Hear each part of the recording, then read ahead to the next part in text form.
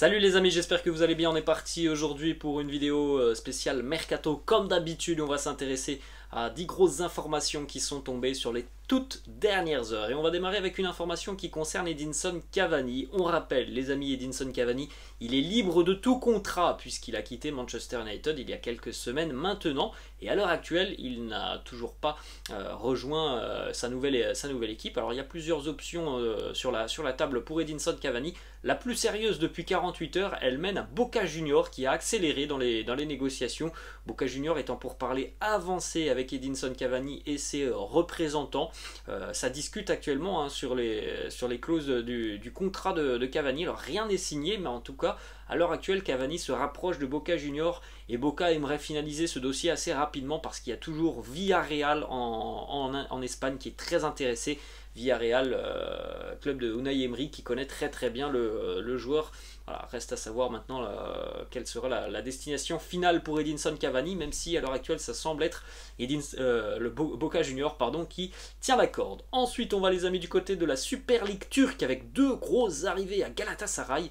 C'est un très joli double coup réalisé par Galatasaray qui engage successivement hier Dries Mertens, libre de tout contrat. Il vient de quitter le Napoli après quasiment 10 ans passés à Naples. Dries Mertens s'engage pour 1 an avec Galatasaray plus une année en option. Et puis autre arrivée, le milieu de terrain uruguayen Lucas Torreira, passé par Arsenal, par l'Atlético Madrid et par la Fiorentina l'année passée où il avait été prêté. Lucas Torreira lui s'engage jusqu'en 2025 avec Galatasaray, donc deux très grosses recrues pour le club turc. Ça montre aussi à quel point le championnat turc et les grosses écuries du championnat turc ont un pouvoir d'attraction assez important, parce que Lucas Torreira et Dries Mertens avaient aussi d'autres opportunités et ils ont choisi Galatasaray. Ensuite les amis, on va aller du côté de Chelsea avec Callum Hudson-Odoi qui envisage de quitter les Blues pour obtenir beaucoup plus de temps de jeu. C'est difficile pour Callum Hudson-Odoi, c'est un joueur prometteur mais la concurrence est rude du côté des Blues de Chelsea. C'est peut-être la meilleure solution pour lui d'envisager un départ. Deux clubs de Première Ligue semblent être intéressés, Leicester et Southampton. Southampton semble être en tête dans ce dossier et on peut aussi se dire que la concurrence est tout de même un petit peu moins rude du côté de Southampton que de Leicester, même s'il y a de la place chez les Foxes de Leicester. Et puis Southampton est une équipe qui sur ce mercato a montré qu'elle avait envie d'offrir du temps de jeu à certains jeunes et à certaines recrues, donc pourquoi pas pour Callum Hudson-Odoi. On est toujours du côté de Chelsea les amis, avec un départ qui va être officiel dans les tout prochains jours puisque Thomas Tuchel l'a annoncé hier. Il souhaite partir et nous avons accepté cela. Il nous parle de Marcos Alonso. On rappelle les amis que Marcos Alonso devrait prendre la direction du FC Barcelone qui est très intéressé. Marcos Alonso a clamé haut et fort depuis quelques semaines son désir et son envie de retourner du côté de l'Espagne. Ça sera vraisemblablement chose faite. On discute entre le Barça et Chelsea sur les contours donc de l'indemnité de transfert qui serait d'à peu près 10 millions d'euros. Pour rappel, Chelsea a dit non à César Azpilicueta il y a une dizaine de jours. D'ailleurs, il a prolongé en milieu de semaine.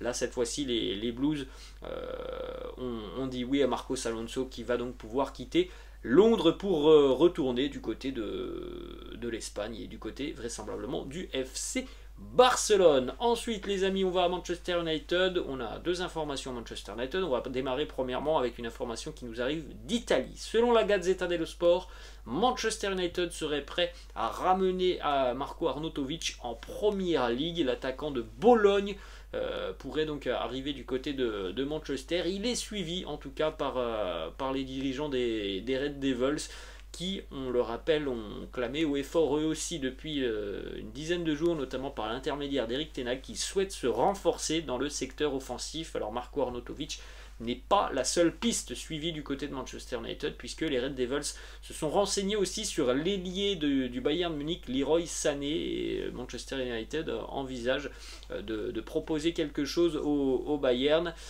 Leroy Sané pourrait, pourquoi pas, retourner du côté de la Première Ligue. C'est une possibilité, parce qu'il y a beaucoup de monde maintenant dans le secteur offensif du côté du Bayern Munich.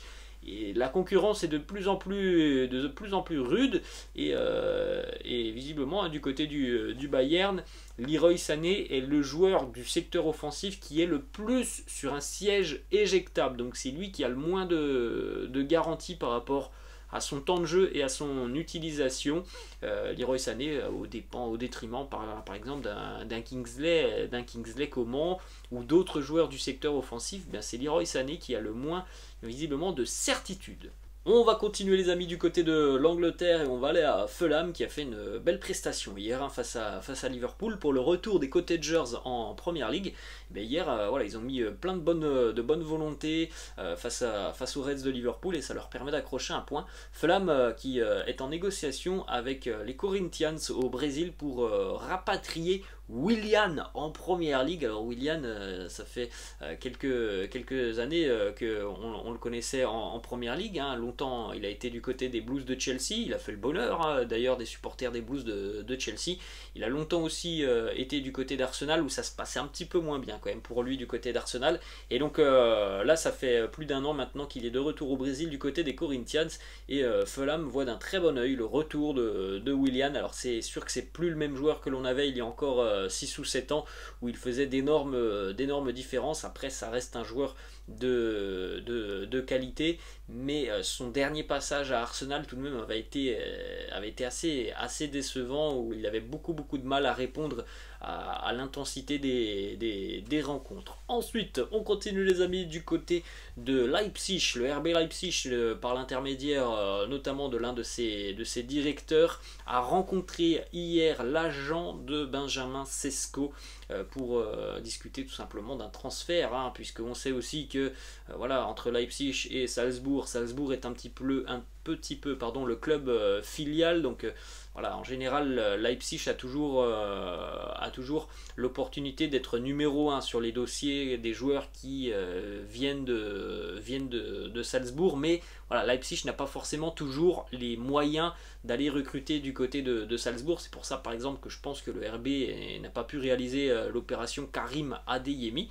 Mais en tout cas là pour l'option Benjamin Sesko, le RB aimerait pourquoi pas accueillir Benjamin Sesko. On sait que le RB recherche activement un numéro 9. Ça pourrait être Timo Werner qui ferait son retour, ça pourrait être aussi Benjamin Sesko, mais du côté de Leipzig on sait que les négociations vont être difficiles parce que il y a beaucoup de grands clubs qui suivent Benjamin Sesko et des grands clubs qui ont beaucoup plus de moyens que le RB, à savoir notamment par exemple Manchester United, Chelsea aussi qui est intéressé, le Real aussi est intéressé et suit attentivement la situation de l'attaquant slovène. Ensuite les amis on va aller du côté de Manchester United avec une information qui concerne Eric Bailly. C'est pas la première fois qu'on parle d'Eric Bailly les amis, puisqu'il pourrait quitter Manchester United hein. C'est pas forcément l'un des joueurs du système d'Eric Ten Hag. Il est du côté de Manchester United. On a informé Eric Bailly que s'il souhaitait quitter les Red Devils, eh bien, il y avait une possibilité pour lui d'aller voir ailleurs et visiblement il y a une porte qui s'est ouverte pour lui.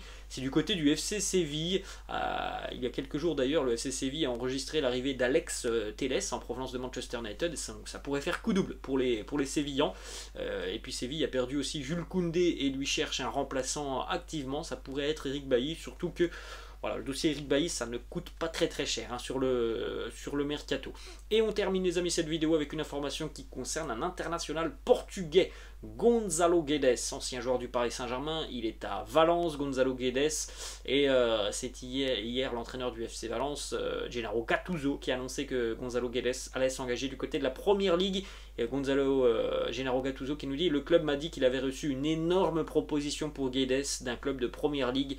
Visiblement ce club c'est Wolverhampton qui va transmettre une offre d'à peu près 30 ou 35 millions d'euros pour Gonzalo Guedes.